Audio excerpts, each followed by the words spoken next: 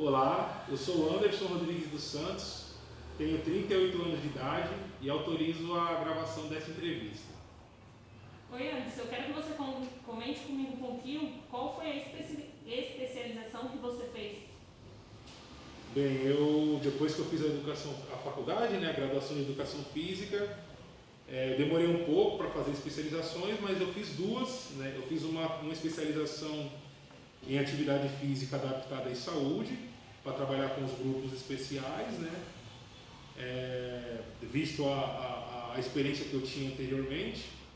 E mais recentemente, eu terminei agora no começo desse ano também, uma especialização em Fisiologia do Exercício. E para entrar na saúde pública, qual foi o concurso ou qual foi o processo seletivo que você prestou? Bem, em São Paulo praticamente não tem mais concurso público na área da saúde.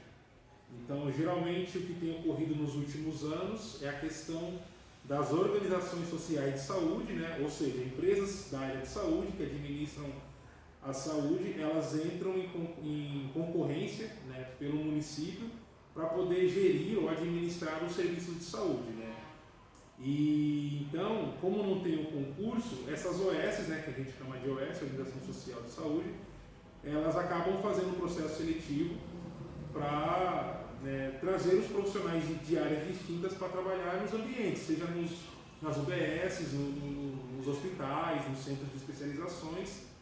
E o processo que eu fiz, na verdade, não foi por concurso, então eu não sou concursado da prefeitura. Eu trabalho com uma empresa que presta serviço à prefeitura. A gente parece um funcionário público, mas por documento CLT não. Então foi dessa forma que eu entrei. Eu participei de um processo seletivo bem rigoroso, com várias etapas, vários profissionais com formações também da educação física, mas com especializações diferentes. Mas foi assim que se deu na época que eu fiz, que tem aproximadamente uns 5 anos atrás, e que também continua acontecendo. Então, concurso público hoje no município de São Paulo, inclusive para a educação física, a gente não encontra. A gente encontra as organizações sociais, e cada organização ela também vai se organizar de uma forma diferente. Então, tem umas que elas fazem um processo seletivo como um formato de concurso mesmo. E tem outras que fazem como se fosse um processo seletivo de qualquer outra empresa. Triagem de currículo, dinâmica de grupo, entrevista individuais, entrevistas coletivas, querem às vezes saber muito do seu entendimento quanto à questão de saúde pública, para você então, digamos que concorrer ou ser efetivado numa dessas vagas. Bacana. Qual o horário de funcionamento da unidade e qual a sua escala de trabalho? Bem, essa unidade que nós estamos aqui é a unidade do Vila Natal. Quando eu cheguei aqui, o funcionamento dela era das 7 da manhã às 17 horas. Então, às 17 horas finalizava todas as atividades. Aí o governo ele instituiu que as UBS tivessem horário um pouco mais estendido, isso já antes da pandemia. Então, nós hoje funcionamos das 7 da manhã às 19 horas. Esse é o horário que a UBS fica aberta. O meu horário de trabalho, eu tenho uma carga horária de 40 horas semanais. E essas 40 horas são divididas por 8 horas diárias. Então, eu, por exemplo, quando eu entrei, eu entrava às 7 da manhã e saía às 16. E agora, na pandemia, eu conversei com o meu gerente e optei em entrar às 8 e sair às 17 horas. Então, essa é a carga horária que eu faço. Você trabalha somente aqui no SUS ou você atua em alguma outra área que esteja dentro da educação física? Quando eu cheguei na saúde pública, eu atuava em outros locais também, clubes esportivos, eu fazia alguns trabalhos como personal, dava algumas assessorias. Quando eu entrei na saúde pública, mais especificamente onde eu estou hoje, eu me dediquei exclusivamente a trabalhar no posto de saúde, na UBS. E agora eu estou faço alguns eventos freelancers. Então, freelance desde 2005 eu continuo fazendo, mas não é uma coisa que me ocupa semanalmente, todas as semanas, todos os meses. Quando tem os eventos, o pessoal me chama para organizar. Mas com a pandemia também a gente interrompeu. Então é isso que eu faço.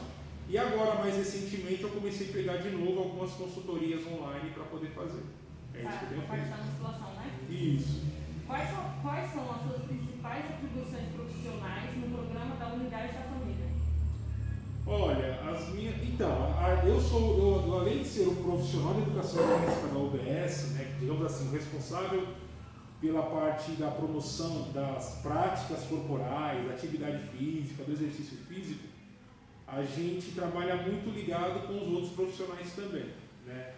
Então, assim, além de eu executar as atividades, né, a gente presta também um certo, digamos assim, a gente empresta o nosso conhecimento para os outros profissionais para que eles também possam, dentro das intervenções deles, né, darem orientações à população de uma forma geral, né? A gente procura ocupar os espaços do bairro, né, que pode ser efetivado para práticas de exercícios, enfim, né, por todas as idades. Então, por exemplo, aqui no Vila Natal, é um bairro que tem, não vou falar que muitas, né, mas tem uma quantidade razoável de pessoas ou jovens, adolescentes com algum tipo de deficiência, né? E a gente identificou uns 3 anos atrás que esses jovens eles ficavam muito mais tempo em casa, sedentários, sobrepesos e obesos, e não tinham nenhuma atividade que o bairro de repente pudesse disponibilizar para que eles pudessem estar participando. E aí a gente criou então alguns grupos aqui, né, para crianças e adolescentes, para trazer essas pessoas para cá, né? Não para cá para o posto, né, assim, trazer para a sociedade, para sair de casa e ter alguma atividade extra casa também. Então a gente tem feito isso, né? A gente procura identificar, né? Por mais que de repente eu tenha uma linha que eu gosto de trabalhar e seguir, a gente tem que identificar muito o que tem no território. Qual é a necessidade da população, né? Então, por exemplo, eu não posso pensar em vir para cá, se eu sou um especialista em crossfit, sabendo que de repente a minha população ela é muito acometida de doenças crônicas que não estão controladas, mas porque eu gosto de crossfit, eu vou mandar crossfit para a galera. Eu preciso, na verdade, entender quais são as demandas que a população tem e, em cima disso, eu começar a estruturar um trabalho, né, que vai, de fato, ser tanto relevante, seguro e eficiente para eles. Então, basicamente é isso. Assim. A gente procura não só coordenar a parte de programa de exercício físico, mas de geral a saúde como um todo. Né? Agora me conta um pouquinho o que você acha mais importante, tanto na sua área aqui no SUS, quanto na área como um todo. Olha, talvez não posso dizer assim algo, apenas uma coisa específica, né? Mas o que eu percebo aí já um pouco na caminhada, já tendo feito algumas coisas também diferentes na educação física, o conhecimento ele é imprescindível, né? A gente não pode acreditar que, por exemplo, o simples fato de ter a graduação, né, tirar o CREF, a gente está pronto para o mundo.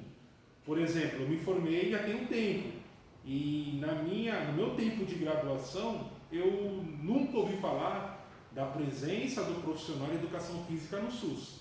Então, para o que eu faço hoje, a universidade não me preparou. Eu tive que correr atrás de outros conhecimentos, buscar, né, outras literaturas fora da educação física, cursos diversos, até hoje a gente faz muita capacitação. Então eu entendo que o conhecimento, e não apenas o conhecimento específico da educação física, ele é uma coisa que a gente não pode deixar de lado mesmo. Eu recentemente até comentei no começo que eu fiz a especialização de fisiologia do exercício para trabalhar na saúde pública. Né? Então assim, eu precisei aprofundar ainda mais o meu conhecimento para dar resposta à população e aos colegas com quais eu trabalho, que são os médicos, enfermeiros, psicólogos, né, fisioterapeutas, fonoaudiólogos, enfim, outros colegas, mas assim, dar respostas cada vez mais efetivas e cientificamente embasadas a respeito do meu campo de atuação. Não posso só pensar e falar, não, se essa pessoa fizer um alongamento, um exercício assim acessado, tá bom, né? Tem que ter conhecimento. Então eu acredito que o conhecimento ele é muito válido. E uma outra coisa que eu acredito que é extremamente importante, vai caminhar muito assim junto com o conhecimento, é a gente conseguir trabalhar dentro de equipes interprofissionais, ou seja, trabalhar com profissionais de outras áreas.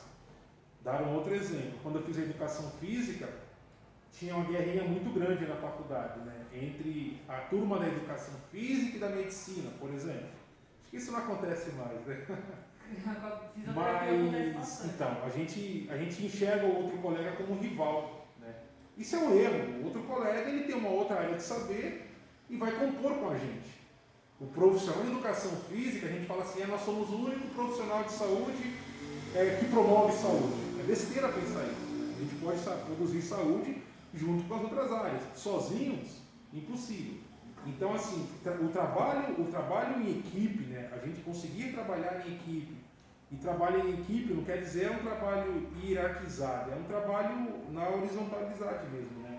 A gente saber trocar, né? Saber ouvir, saber trocar, sabermos nos posicionar de forma embasada, isso faz todo o sentido para mim hoje. Né? Então, mais do que, por exemplo, eu sou o único profissional de educação física que atua aqui, somente aqui, com mais de 100 profissionais. Então, eu não posso dizer que a minha área é a única área que promove saúde. Né? Eu preciso trabalhar e saber lidar com os outros colegas também. E não é competição, né? Na verdade, é muito mais a cooperação. Então, tanto conhecimento como trabalho em equipe, para mim, são fundamentais. Você acha que é necessário uma especialização ou um treinamento específico para o atendimento de cada grupo ou faixa etária? Ou você acredita que um único profissional consegue dar conta dessa demanda inteira? Olha, é difícil a gente dar conta de tudo. Eu acho que uma coisa que ajuda bastante são as experiências. Né? Então, assim, nenhuma experiência, por mais que eu, vou fazer um estágio, né? Vocês estão estudando, vou fazer um estágio, mas o estágio não paga nada. Mas o simples fato de você estar ali, você também já está adquirindo conhecimento. Diferente de estar ou numa aula virtual, ou você estar dentro de uma sala de aula. O simples fato de estar observando, acompanhando, começando a exercer a profissão ali, você também já está adquirindo conhecimento. E isso ajuda demais. Né? Então, as experiências que a gente vai... Porque tem muitas pessoas, ou muitos colegas, que eles são muito teóricos. Então, eles sabem muito bem da fisiologia, da biomecânica, né, da anatomia, de outras áreas que seja aí do esporte, enfim. Mas, às vezes, para um grupo ou para outro, aquele conhecimento, não é que não é válido, mas ele se restringe pelo simples fato de você não ter um contato com aquele público. Né? Então, a experiência ajuda, mas eu acredito que todo o conhecimento que a gente conseguir também agregar, e não só de estudar e buscar nos livros, mas o conhecimento do estágio, né, o conhecimento das residências, que hoje inclusive a educação física tem residências aí, né, nos grandes centros hospitalares, né, no SUS ainda tem pouco, na atenção primária, praticamente não tem em São Paulo, mas tudo isso ajuda demais. Como é que eu vou dizer que eu tenho uma habilidade para trabalhar com pessoas com deficiência se eu só fiz a minha faculdade ou a disciplina lá de atividade física adaptada? Né? É muito razoável, eu posso ter um conhecimento. Na prática, a pessoa que eu vou atender, ela tem várias demandas, várias complexidades, inclusive quando ela chega para a minha atividade, que eu preciso ter uma prévia de conhecimento a respeito de tudo aquilo para poder, de fato, intervir da melhor maneira possível. Né? Então, capacitação, a gente no SUS, a gente estuda muito. Né? No SUS, uma coisa bacana de você trabalhar nele é que você faz desde especializações, mestrados, doutorados aí, que você consegue adquirir conhecimento teórico, né, assim, do mais alto nível para você poder ter uma prática muito boa. Por outro lado, como eu falei, você circular entre outros grupos, trabalhar com idosos, trabalhar com crianças, trabalhar com pessoas que têm doenças, pessoas que não têm doenças, porque na literatura a gente encontra tudo. Como é que eu vou treinar uma pessoa? Posso treinar uma pessoa com diabetes? Posso. Como é que eu faço? Eu faço assim, assim, assado. Mas até o conhecimento, que às vezes a gente fala pouco, né? O conhecimento socioeconômico das pessoas, entende? Então, por exemplo, eu atendo pessoas aqui que o menino está obeso, o menino está com sobrepeso. Você vai entender o contexto social. Era uma criança que, por exemplo, não tinha recurso nenhum na família, vivia em desnutrição, em restrição de alimentos, o pai arrumou um emprego, começou a trabalhar, a mãe as coisas mudaram, eles começaram a ofertar tudo para aquela criança. Então, assim, porque antes não tinha nada. Né? É lógico, saíram de uma situação de escassez e foram para uma situação de bonança. E talvez cometeram alguns equívocos em não ter um equilíbrio. Mas eu não posso dizer, o menino é obeso, né? Então tem que fazer o menino emagrecer. Eu também preciso entender quais são os contextos que fizeram aquele garoto chegar, né, àquela situação. Até porque, por exemplo, só para finalizar um caso como esse, quem oferta alimento para a criança são os pais. Então eu não posso pensar que a minha atividade feita com uma criança que tem que é o chamado gordinho, né? pro gordinho ali vai dar certo. Se de repente também eu não chegar e não ter alcance a essa família, de sensibilização, de mobilização quanto a isso também, né? Então eu vejo que assim, as capacitações, tudo é válido, nenhum conhecimento ele deve ser desprezado, mesmo que não tenha um retorno financeiro. A gente às vezes foca muito nisso, né? Mas vão ganhar quanto? Vão pagar quanto? Cara, às vezes é só experiência, né? Tanto na periferia como na região nobre, só a experiência, aquilo já te faz abrir o leque. E aí esse contato vai te possibilitando também você ir forjando, né, ou construindo o seu perfil profissional, que é extremamente válido. Qual a sua opinião em relação à estrutura e ao suporte concedido pelo governo para a execução do seu serviço? Olha, a questão de estrutura, assim, em outros estados do Brasil tem estruturas diferentes talvez do que aconteça aqui, né? Por exemplo, vou dar um exemplo de um programa que existe a nível federal, né? Chama-se Academia da Saúde. Então, até que no nosso posto de saúde nós fomos recentemente contemplados por esse programa que é o Academia da Saúde.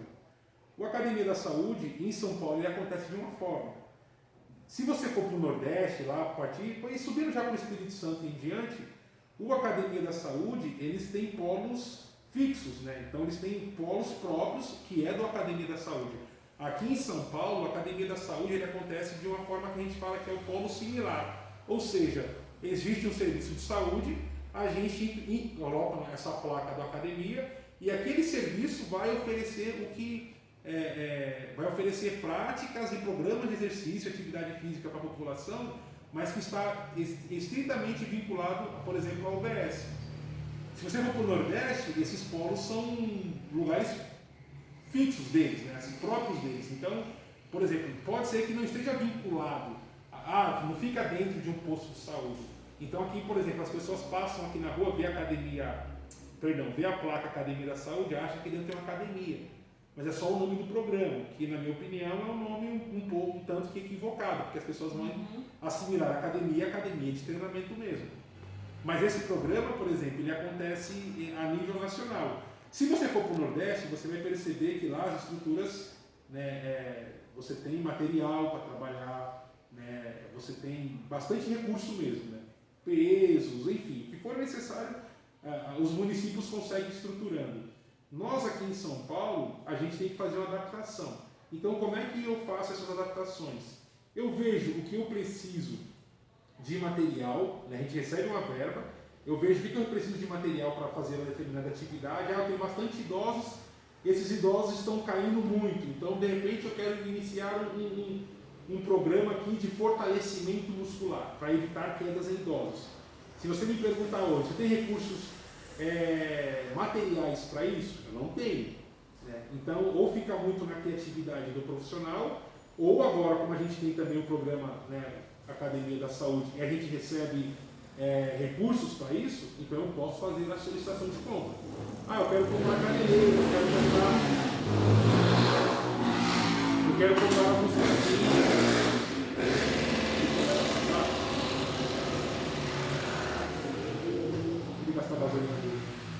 Então, assim, aí então eu tenho recursos para fazer isso, né? Então, eu quero comprar colchonetes, vou fazer sessões de alongamento, de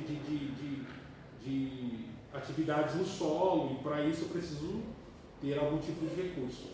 Mas ainda é bem precário. Estou falando de um programa específico, você fala em fora desse programa. Eu, enquanto profissional de saúde, eu não tenho quase que recursos, assim, né? Então, de vez em quando, a gente recebe alguma solicitação da prefeitura. Faz uma lista de materiais que pode ser adquirido pela prefeitura.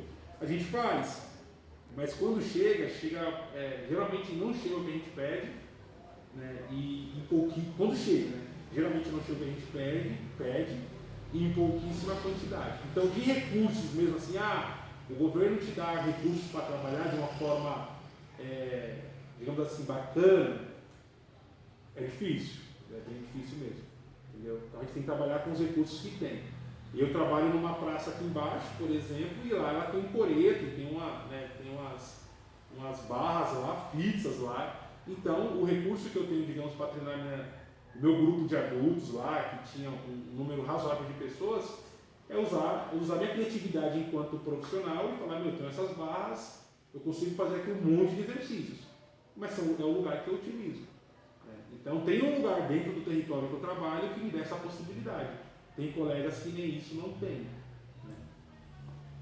Devido ao cenário pandêmico no qual estamos vivendo atualmente, qual a sensação de estar na linha de frente na parte de maior vulnerabilidade? Olha, para mim, eu nunca imaginei que estaria trabalhando no serviço público de saúde, desde quando eu me formei. Eu tinha outra intenção na vida profissional. Me apaixonei pelas coisas que foram acontecendo comigo até chegar no SUS, eu estou extremamente realizado.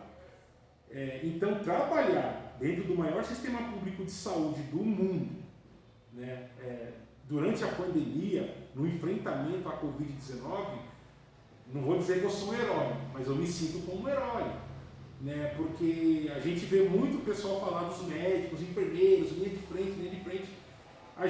Eu, por exemplo, eu não faço atendimento como médico e enfermeiro, mas desde quando começou a pandemia, a minha rotina ela foi toda modificada pensando em como a gente continua trabalhando, né, como a gente continua dando conta das questões de saúde da população, tendo a pandemia e tendo que enfrentar a pandemia. Então, para mim, enquanto profissional de educação física, primeiramente eu digo que é um orgulho, acho que é um privilégio, e eu acho que esse privilégio não é só para o Anderson, acho que esse privilégio é para a categoria. Graças a Deus tem outros colegas espalhados aí pelo Brasil que também estão fazendo a mesma coisa, e de certa forma é dar visibilidade à nossa profissão. Precisamos do médico, precisamos do enfermeiro, do fisioterapeuta, que são de repente agora no tempo de pandemia os profissionais que a gente mais se ouve falar, mas o profissional de educação física, ele também faz parte desse processo e ele atua, né, tanto antes as pessoas terem aí a questão da Covid, como durante e como depois. Então hoje eu tenho a possibilidade de atender pessoas, seja de forma virtual ou até mesmo presencialmente, por conta da pandemia.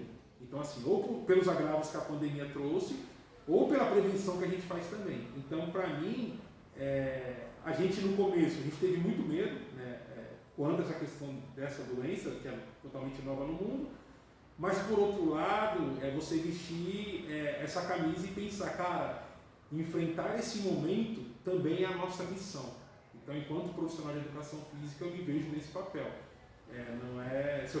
E aí, diferente de outros colegas que estão parados, inclusive agora por conta dessa fase nova aí vermelha, né, da academia estar fechada, de estar tendo que se reinventar, então eu não me sinto melhor do que ninguém, mas eu me sinto representando esses também.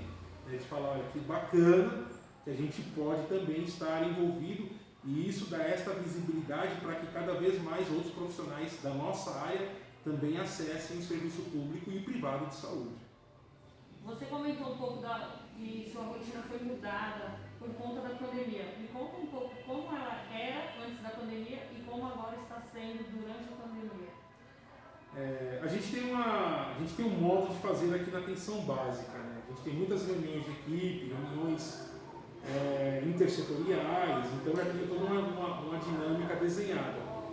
E paralelamente a isso, que é uma coisa que já acontece, o próprio Ministério da Saúde exige que essa seja a forma como a gente também se organize, né, na atenção primária. A gente tem as atividades locais. Então, como eu falei há pouco tempo atrás,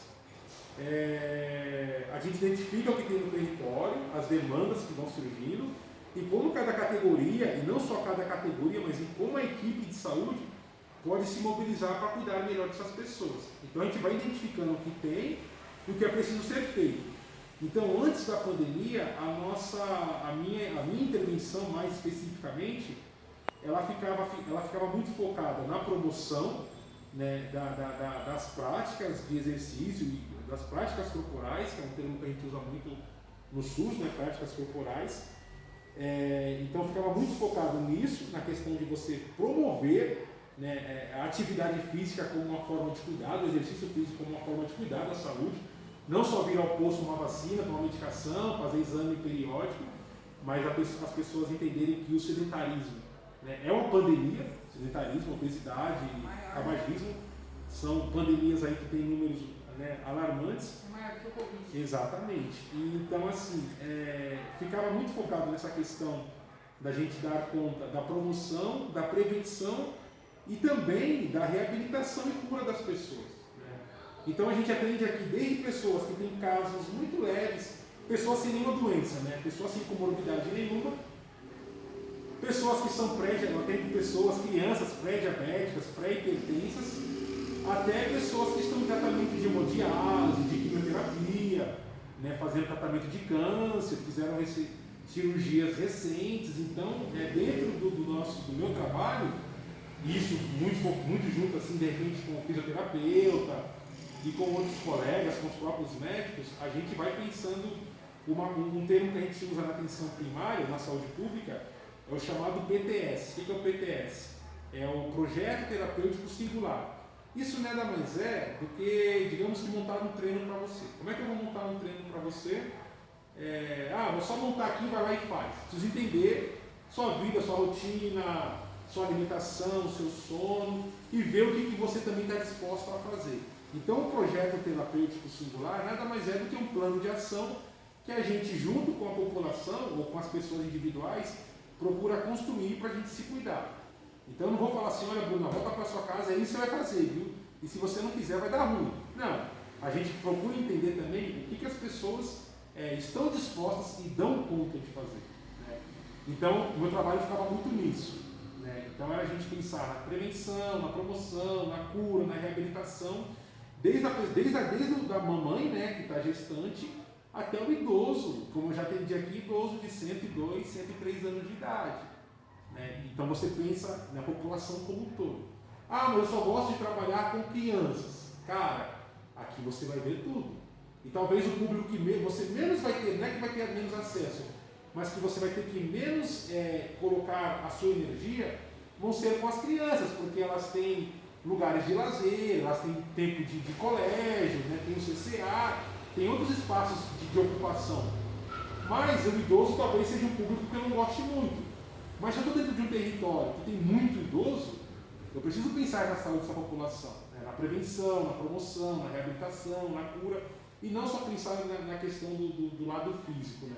A gente pensa a saúde integral, né? Tipo aquilo espírito, alma e corpo, né? Então a gente vai pensar a saúde mental, né, dessas pessoas, como que o exercício físico age no combate à depressão, à ansiedade, né? Enfim, né? Nessas questões de pandemia.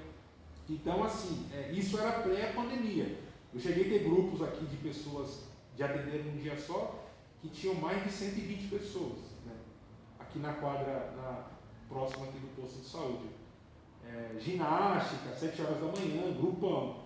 Mas o profissional de educação física no SUS só faz exercício físico? Não.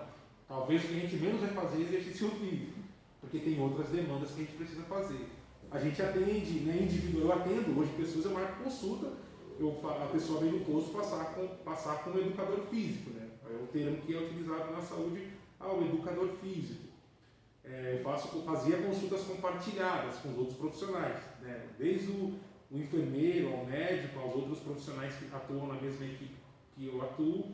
Então a gente troca muito, né?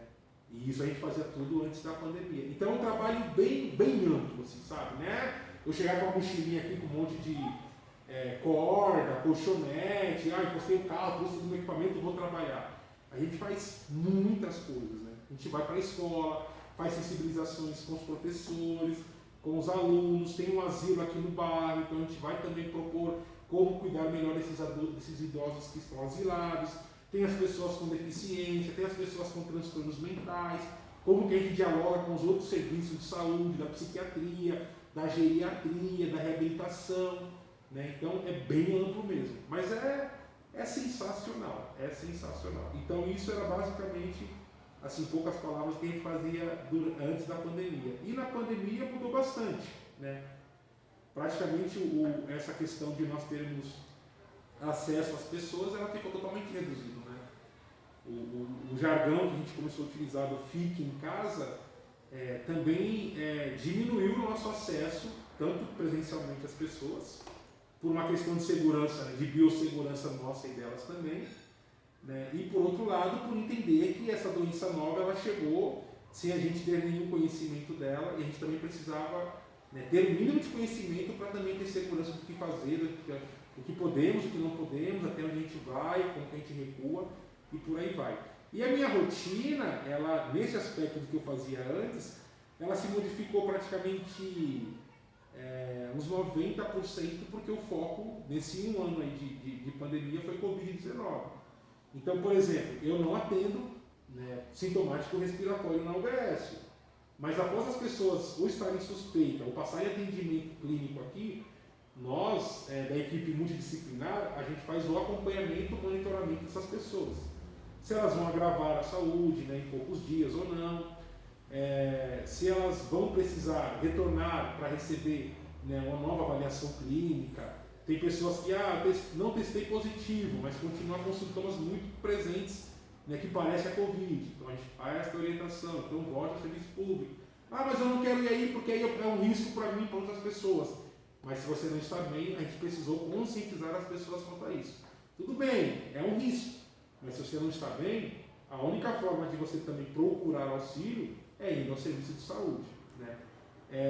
As pessoas que tiveram Covid, então a gente acompanha muito das pessoas que tiveram Covid, agora o pós-Covid, então as pessoas que estão com sequela de Covid, né? E aí agora a gente começou a fazer algumas intervenções de forma virtual, né, de ensinar exercício, pessoa que perdeu massa muscular, ficou mais de 20, 30 dias internadas, pessoas que pararam de se alimentar como se alimentava antes, então junto com a nutricionista a gente procura propor também o chamado lá do PTS, um plano de cuidado para essas pessoas, pessoas que tiveram problemas hoje, aumentou muito a questão do aumento de peso, a ansiedade, pessoas mais irritadas, pessoas que não fumavam, começaram a fumar ou voltaram a fumar, pessoas que começaram a fazer uso abusivo de álcool, pessoas que, por exemplo, pegaram Covid, desenvolveram ou se estavam lá pré-diabéticas e colocaram os dois pés na diabetes mesmo, então está começando a fazer uso de medicação, está começando esse mundo novo, como é que eu me cuido agora? Então, o nosso papel hoje é fazer, né, o acompanhamento dessas mais de 10 mil pessoas e não significa dizer que foram quase 10 mil, eu acho que quase, né, não mais que 10, mas quase 10 mil, que tiveram Covid, mas que foram suspeitas, né, de Covid, parte pegou, parte ficou muito ruim, perdemos vários pacientes, eu perdi, meu aluno mais idoso faleceu durante a Covid, um senhor de 93 anos de idade, um homem que estava inteirão, mas durante a pandemia a saúde agravou, fragilizou muito rapidamente e infelizmente foi a óbito. E a gente também precisa lidar com as pessoas que ficam, né? Então, por exemplo, esse senhor, era ele e a esposa. Ele faleceu, a esposa ficou, né? Então, como que a gente agora, durante a pandemia, também consegue cuidar um pouquinho dessa idosa frente ao luto também que ela enfrenta nesse momento, né? Então, assim, não é pouca coisa, é bastante coisa. E paralelo à Covid, as outras doenças também não pararam de acontecer, né? Os outros agravos de saúde não, as pessoas continuam adoecendo de outras coisas, né? Então a gente vai fazendo meio que um meio termo agora, né? De acompanhar as pessoas que estão dentro desse quadro, né? Dessa janela da Covid, sem desprezar o todo, né? As pessoas que tiveram um acidente de moto, de carro, que tiveram algum AVE agora recentemente. Não, agora é só Covid, não vamos fazer mais nada? Não. A gente continua cuidando de Covid, mas continuamos cuidando de toda a população de uma forma geral. Então isso é o que eu tenho feito hoje dentro do meu espaço de trabalho também. Você diria que agora você cuida mais do psicológico da pessoa do que do físico? Com certeza. Hoje, até porque assim, essa doença ela trouxe alguns alertas para a população mundial. Não fazer nada enquanto nós não sermos pessoas ativas é um risco para a saúde. O Covid-19 foi mostrando isso. Pessoas que não se cuidam, pessoas com sobrepeso, obesas, sedentárias, que não têm o mínimo ali, né, de horas acumuladas durante a semana de exercício físico, são mais vulneráveis. E que quando pegam a doença, inclusive podem agravar muito mais do que outros, né? Então, assim, as pessoas elas perceberam que é importante se cuidar mais do que a gente imaginava da parte física. Por outro lado, o lado psicológico fica muito afetado. E aí não é só o lado psicológico da população. A gente tem colegas que trabalham com a gente que também adoeceram, né? Ou desenvolveram uma ansiedade patológica, né? Irritabilidade, insônia. Então você começa a perceber que assim, cuidar das pessoas, por exemplo, dentro da nossa categoria, não é só ver o saber do seu IMC, sabe? Eu não estou preocupado em saber especificamente, nesse momento, o seu percentual de gordura.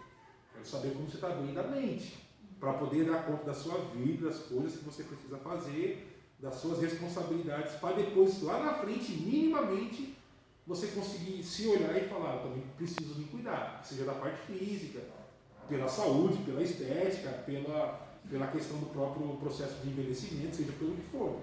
Mas, com certeza, agora aumentou absurdamente as demandas de saúde mental. E a gente tem uma ferramenta que é muito boa, né? Que eu falo que é o remédio, que o exercício físico, ele também é remédio para questões de saúde mental. Né? Para além das questões fisiológicas que a gente conhece, mas pensando mesmo da questão do bem-estar, né?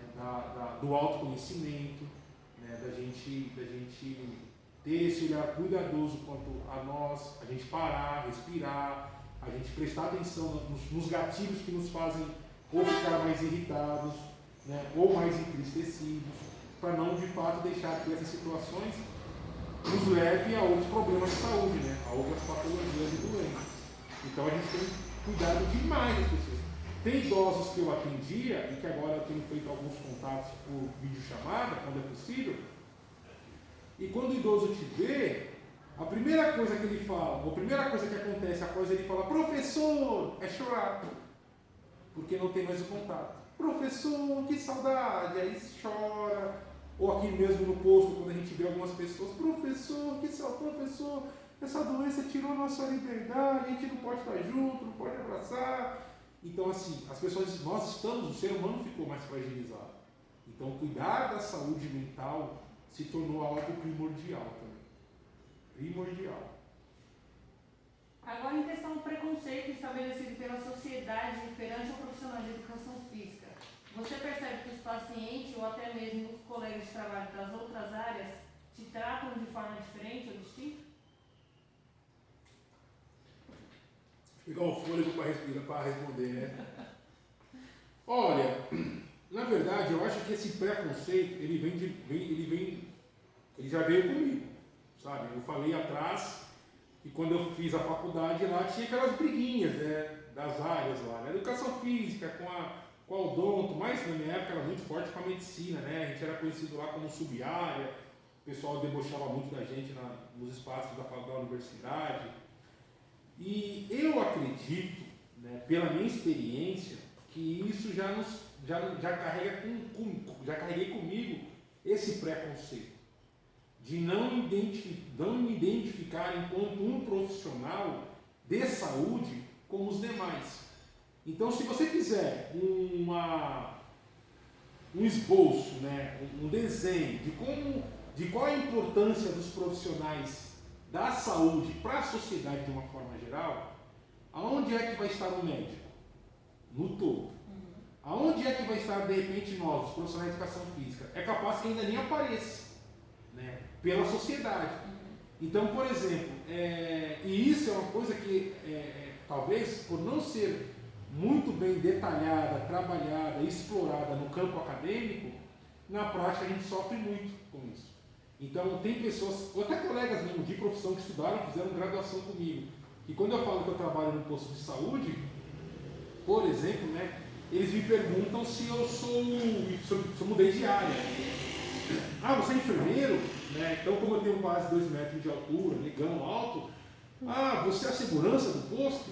Mas, de verdade, assim, nenhum deles falou, você é o profissional de educação física da UBS, mas é por conta de um próprio desconhecimento. Eu entendo que tem esse desconhecimento e, por outro lado, o preconceito ele é existente. Então, eu também disse há pouco tempo que eu marco atendimentos individuais. Então, as minhas especializações, além da educação física, as coisas que a gente faz no SUS, as capacitações, as experiências profissionais que eu tenho, elas vão me dando a possibilidade de atender tanto pessoas que têm questões de saúde mental, pessoas com deficiência e outros grupos pela minha experiência profissional, né? E às vezes, por exemplo, eu marco um atendimento para atender uma pessoa que tem depressão. Pelo fato de não ser a psicóloga marcando, o pessoal, quando às vezes vê meu agendamento, eles questionam: por que é que o educador físico vai me atender? Porque não é a psicóloga e nem o psiquiatra, né? Pessoas com deficiência, crianças com deficiência, por exemplo, pessoas com autismo, a mesma coisa. Por que é que não é a terapeuta ocupacional ou a fonoaudióloga que vai atender? Por que é que o profissional de educação física que vai atender o meu filho? E aí tem esse preconceito, porque vão entendendo que o profissional de educação física ou ele está na academia, ou ele está na escola, ou ele está no parque como personal. E dentro do campo da saúde, a gente não tem esse entendimento que o profissional de educação física, ele é tanto profissional de saúde quanto os demais. Então a gente procura trabalhar numa linha horizontal. Então quando eu falo assim, onde é que o médico está? O médico está aqui? Não, o médico está nessa mesma linha. Onde está o médico, o profissional de educação física, o enfermeiro, o assistente social, o psiquiatra e todos os outros, né? É o fazer juntos. E a população, por conta disso não ser uma coisa cultural nossa, dessa inclusão nossa na saúde, tem uma certa dificuldade para entender. Então, assim, isso se torna uma luta, não contra as pessoas, né, mas contra essa cultura. Por isso que eu vou dizendo que é importante não o Anderson estar no SUS, mas outros colegas irem chegando, irem ocupando esse espaço junto comigo e com outros que também estão aí, porque a gente vai dando a cara da importância que é ter também esse profissional, né, garantido. Não é assim, se puder, tenha. Porque o médico você vai ver em todos os serviços, o enfermeiro você vai ver em todos os serviços, o psicólogo, até o fisioterapeuta você vai ver em quase todos os serviços. O profissional de educação física, talvez se você andar mais uns 12 UBS para frente, você já não acha mais. Ah não, aqui não tem, né? Então é por conta também de um preconceito, mas que vem sendo aí nos últimos anos quebrado. E por outro lado, as pessoas também vão entendendo e vão vendo a diferença que é você ter profissionais também da nossa categoria especializados no que estão fazendo. Não só de ocupar o espaço, putz, é o meu emprego, vou ficar aqui e estou de boa. Não. Né? Profissionais que vão dando conta mesmo, de forma. E não significa, e falando assim, não quero dizer que eu sei de tudo. Né? A gente aprende, a gente troca, o que a gente não sabe, a gente procura ir atrás, né, das coisas que são relevantes para a nossa área também, até para fazer juntos com os demais. Mas precisa existir também um esforço da nossa categoria, porque senão a gente sempre vai ser visto como o cara da escola que só rola a bola, o cara da academia que só fica treinando com os marombeiros, né, ou com as marombeiras, né, e que talvez não tenha essa preocupação, né, de uma forma geral em também se preparar para ocupar aquele espaço. Né. Então isso também se faz relevante.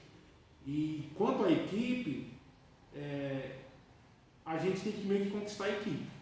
E não é conquistar pela empatia, é conquistar pela competência. Então hoje, por exemplo, eu disse atrás também que eu faço atendimentos com médico. Você